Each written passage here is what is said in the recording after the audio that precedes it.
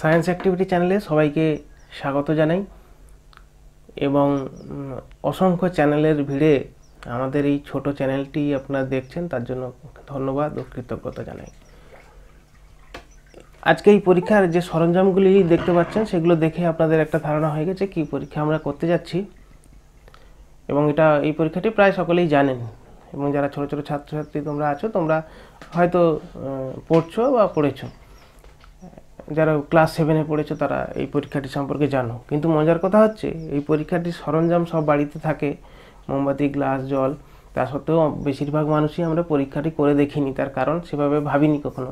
এবং এই কারণেই অনেক ভুল ধারণা কিন্তু অনেকের মধ্যে থেকে গেছে। যারা অনেকে অনেক আগে পড়াশোনা করেছেন তারাও, তাদের মধ্যে অনেকেই আছেন কিন্তু পরীক্ষাটি ভুলে গেছেন। বেশিরভাগটা অবশ্যই জানেন সঠিক বিষয়টি কী, কিন্তু এই পরীক্ষাটি শুধু ক্লাস 7-এ যেটা বলা ছিল যে বায়ুচাপের কারণে হয়, বায়ুচাপ সব দিকেই চাপ দেয়, ঊর্ধ্বচাপ নিম্নচাপ সব দিকেই চাপ বায়ু দিতে পারে, পার্শ্বচাপ সব দিকে দিতে পারে, তাই এখানে জল রাখলে সেই জলটা উপরের দিকে উঠে আসে। আর কিছু বলা ছিল না। কেন হঠাৎ করে চাপ ওখানে বৃদ্ধি হলো, আর বাইরে থেকে চাপটা বৃদ্ধি হলো কি না, বা কেন চাপটা হলো হঠাৎ করে, কি চাপ এভাবে যখন তখন কাজ করে, নিশ্চয়ই অন্য কোথাও চাপ কমে গেছে, সেই সব বিষয়গুলি বলা ছিল না। তাই এই পরীক্ষাটি সকলের জন্যই, যে ছোট বড় সবার জন্যই পরীক্ষাটি। এবং পরীক্ষাটি আশা করি আপনারা যখন করবেন তখন নিজে করলে তো ব্যাপারটা খুবই পরিষ্কার হয়। তো আমি এখন করছি, দেখুন কি হচ্ছে, এবং শেষ পর্যন্ত থাকতে হবে ভিডিওটি দেখতে দেখতে, কারণ শেষে আমরা এই বিষয়গুলো আলোচনা করব কেন হচ্ছে।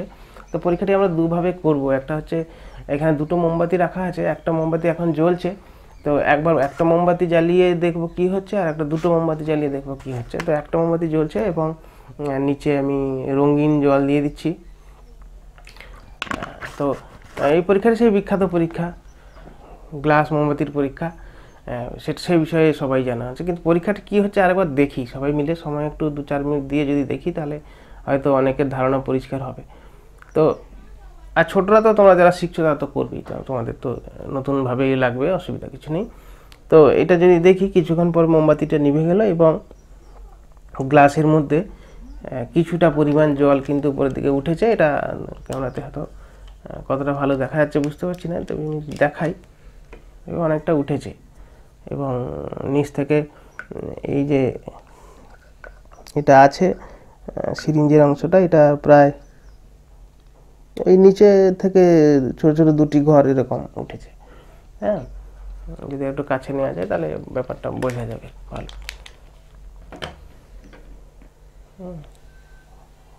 কিছুটা উঠেছে এই যে।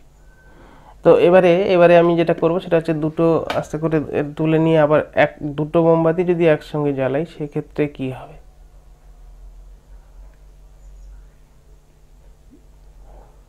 খুব সাবধানে তুললাম, কারণ জলটা যাতে টেবিলে না পড়ে আর কি। তো এক্ষেত্রে দুটো মোমবাতি জ্বালিয়ে দেবো একসঙ্গে।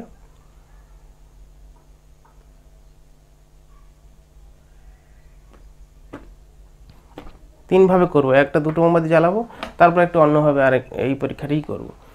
তাহলে এই দুটো মোমবাতি জ্বালিয়ে দিলাম, সঙ্গে সঙ্গে প্রায় নিভে যাচ্ছে। কিন্তু এবারে জলের স্তর কতটা উঠে গেছে, এটা আলো ফালো দিয়ে আর দেখাতে হবে না, ওটা বোঝা যাচ্ছে অনেকটাই জল উঠে গেছে, প্রায় কাপে সব জলই উঠে গেছে, মোমবাতি মাথা পর্যন্ত। তো আশা করি দেখতে পাওয়া যাচ্ছে। তো এই দুটো মোমবাতির জন্য কি হলো, এইবারে অনেকের ধারণা আছে যে ভেতরে অক্সিজেন আছে বলে অক্সিজেনটা পুড়ে যাচ্ছে, তো তার যে ফাঁকা জায়গা তৈরি হচ্ছে সেই জায়গাটাতে জলটা উঠে যাচ্ছে। তাহলে একটা গ্লাসে মানে বায়ু ছিল, এই বায়ুতে যে যত 5% অক্সিজেন থাকে ততটাই সবসময় থাকা উচিত, প্রায় আশেপাশে থাকা উচিত। তাহলে একটা মোমবাতি জ্বললে যেটা হতো, যদি অক্সিজেনের জন্য ব্যাপারটা ঘটতো তাহলে কি হতো না, তাহলে হতো দুটো ক্ষেত্রেই জল একই পরিমাণ উচ্চতা পর্যন্ত উঠতো। এটা অনেকে আমরা পরীক্ষাটি করিনি আগে বলেই ব্যাপারটা বুঝতে অসুবিধা হচ্ছে। তো এখানে আসলে কি হয়েছে, যদি অক্সিজেনের ব্যাপার হতো তাহলে কি হতো, এবং তাহলে দুটো ক্ষেত্রেই অক্সিজেন, প্রথম ক্ষেত্রে অনেক দেরি করে মোমবাতি নিভতো, আর দ্বিতীয় ক্ষেত্রে তাড়াতাড়ি মোমবাতি নিভতো। কিন্তু অক্সিজেনের পরিমাণ যেহেতু একই থাকতো, ফলে সেই উচ্চতা একই হতো, কিন্তু সেটা এখানে হলো না। দ্বিতীয় যেটা বিষয় সেটা হচ্ছে যে অক্সিজেনের জ্বলার পরে যে কার্বন ডাইঅক্সাইড উৎপন্ন হবে সেই বিষয়ে ধারণা মাথা থেকে অনেকের উড়ে গেছে। সেটা কিন্তু আছে, কিছুটা পরিমাণ জলে দ্রবীভূত হয়ে যায় ঠিকই, কিন্তু উৎপন্ন কার্বন ডাইঅক্সাইডে সম আয়তনের কার্বন ডাইঅক্সাইড হবে যদি উষ্ণতা একই থাকে। ফলে সামান্য কিছু জলে দ্রবীভূত হলেও, এবং সেটা কখন হয়, যখন খুব চাপ দেওয়া হয় তখন জলে দ্রবীভূত করা হয়। এমনি সাধারণত খুবই কম চাপে সাধারণত দ্রবীভূত কম হবে, ফলে সেইটা আমরা ভুলে গেছি, কিন্তু সেটাও আছে। তাহলে আসলে কি হচ্ছে সেই বিষয়টাই বুঝতে হবে। আসলে যেটা হচ্ছে সেটা হচ্ছে এই মোমবাতিটি জ্বললে গ্লাসের উপরে যে বাতাস থাকে সেই বাতাসটা গরম হয়ে যায়। তো সেই গরম বাতাস কি হয়, গ্লাসের এই দুপাশ দিয়ে বাইরে বেরিয়ে যায়। মোমবাতিটা নিভে যাচ্ছে কেন না, সেটা অক্সিজেন শেষ হয়ে যাওয়ার ফলে, সেটা ঠিক আছে, সেই পর্যন্ত কোনো সমস্যা নেই। কিন্তু জলটা উঠছে কেন, সেটা কিন্তু অক্সিজেন না, সেটা হচ্ছে উপরের বাতাসটা গরম হয়ে গিয়ে সেটা দুপাশ দিয়ে বাইরে বেরিয়ে যাচ্ছে, এবং ফলে সেই শূন্যস্থানটা তৈরি হচ্ছে। এবং যখন এবারে গ্লাসটা নিভে যাওয়ার সঙ্গে আগে থেকেই একটু একটু করে শুরু হচ্ছে ব্যাপারটা, এবং নিভে যাওয়ার সঙ্গে সঙ্গে ঠান্ডা হয়ে গেল, এই জায়গাটা ঠান্ডা হয়ে গেল। এবারে জানি যে যেই পরিমাণ গরমের সময় যেই পরিমাণ বাতাসটা প্রসারিত হয়ে বাইরে চলে গেছিলো, সেটা তো আর অন্য দিক দিয়ে ঢুকতে পারছে না। ঠান্ডা হওয়ার পরে আবার সংকুচিত হয়ে গেছে বাতাসটা, ফলে তার সে একটা জায়গা তৈরি করলো। তো সেই যে শূন্যস্থান সেটা পূরণ করার জন্য বাইরে থেকে জলটাই আছে বলে ঢুকে পড়লো। যদি বাতাস ঢোকার ব্যবস্থা থাকতো তাহলে বাতাসটাই ঢুকে পড়তো, জলটা আর ঢুকতো না। তো এইটা হচ্ছে মূল কথা। উত্তপ্ত বাতাস আয়তনে বেড়ে বাইরে বেরিয়ে গেছিলো, পরে যখন ঠান্ডা হয়ে গেছে, শীতল হয়ে গেছে, তখন তা সংকুচিত হয়ে গেছে যে পরিমাণ বাতাসটা ছিল। তো সেই সংকুচিত হওয়ার সঙ্গে সঙ্গে সে শূন্যস্থান সৃষ্টি করছে এবং বাইরে থেকে বাতাসে মানে জলটাকে টেনে নিচ্ছে। আর আমরা যেটা বলি যে বায়ু নিম্ন চাপটা দিচ্ছে, ঊর্ধ্ব চাপ দিচ্ছে বলে এরকম হচ্ছে, ব্যাপারটা আসলে সেরকম না বলে যদি বলি যে ভেতরের উত্তপ্ত বায়ুর বাইরে বেরিয়ে গিয়ে সেখানে মানে আয়তনে বেড়ে যাচ্ছে, সেই আয়তনে বেড়ে গিয়ে তার চাপ কমে যাচ্ছে, সেভাবে ভাবতে পারি। তো তার চাপ কমে গেলে বাইরের চাপ যা ছিল তাই আছে, ভেতরের চাপটা হঠাৎ করে কমে গেলে যেটা হবে সেটার জন্যই উঠে যাচ্ছে। এইভাবে যদি চাপের ব্যাপার বলতে হয় তাহলে এইভাবে বলতে পারি, নাহলে খুব সাধারণভাবে এটাই বলবো যে উত্তপ্ত বায়ু বাইরে বেরিয়ে যাচ্ছে, ঠান্ডা হওয়ার পরে আবার যখন সংকোচন ঘটছে, যে পরিমাণ বায়ু ছিল অবশিষ্ট ছিল সেটা যখন ঠান্ডা হয়ে গেছে, সংকুচিত হয়ে গেছে, সেই শূন্যস্থানটা পূরণ করার জন্য পাত্রের জলটা উপর দিকে উঠে আসছে।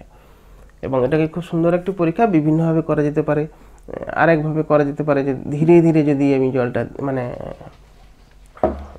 মানে সঙ্গে সঙ্গে চাপিয়ে দেবো গ্লাসটা, সেক্ষেত্রে কি হতে পারে আরেকবার দেখেই পরীক্ষাটি আমরা শেষ করব। হ্যাঁ, সঙ্গে সঙ্গে চাপিয়ে দেবো।